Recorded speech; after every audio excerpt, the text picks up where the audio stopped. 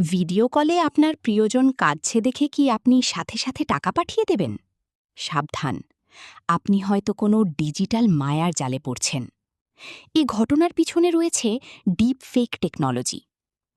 Deep fake হল কৃত্রিম বুদ্ধিমত্তা অর্থাৎ এআই ব্যবহার করে তৈরি করা এমন একটি প্রযুক্তি যার মাধ্যমে ভিডিও বা অডিওতে একজনের মুখ বা কণ্ঠস্বর হুবহু অন্য কারো মতো করে বসিয়ে দেওয়া যায়। এটি এতটাই নিখুঁত হয় যে আসল এবং নকলের পার্থক্য বোঝা সাধারণ মানুষের জন্য কঠিন। বাস্তব উদাহরণ: ১. Tom Cruise. টিকটকে ডিপ টম ক্রুজ নামে একটি প্রোফাইল আছে, যেখানে টম ক্রুজের নিখুঁত ভিডিও দেখা যায়, কিন্তু আসলে সেগুলো এআই দিয়ে তৈরি। ২. Barack Obama. পরিচালক জর্ডান পিল একটি ভিডিও তৈরি করেছিলেন, যেখানে ওবামার মুখ ব্যবহার করে এমন সব কথা বলানো হয়েছিল যা তিনি কখনোই বলেননি। উদ্দেশ্য ছিল মানুষকে সচেতন করা। ৩. Voice scam.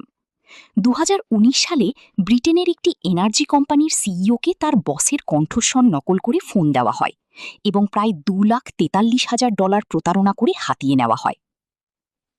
একটি ছোট গল্প, ছায়ার মায়া। নীলু অফিস থেকে ফেরার সময় হঠাৎ তার ছোট বোনের ভিডিও কল পেল। স্ক্রিনে বোনকে খুব আতঙ্কিত দেখাচ্ছিল। সে কেঁদে কেঁদে বলল, ভাইয়া, আমি কলেজে আসার সময় অ্যাক্সিডেন্ট করেছি। হাসপাতালের লোক টাকা ছাড়া চিকিৎসা শুরু করছে না। দ্রুত এই নাম্বারে 20,000 টাকা বিকাশ কর। নীলু ভিডিওতে বোনের মুখ আর গলার আওয়াজ শুনে একটুও সন্দেহ করল না। সে ব্যাকুল হয়ে টাকা পাঠাতে যাচ্ছিল। এমন সময় তার মা ল্যান্ডলাইনে ফোন করে বললেন, তোর বোন তো বাড়িতে ঘুমাচ্ছে, ওর ফোনটা বোধহয় হারিয়েছে। নীলু স্তব্ধ হয়ে গেল।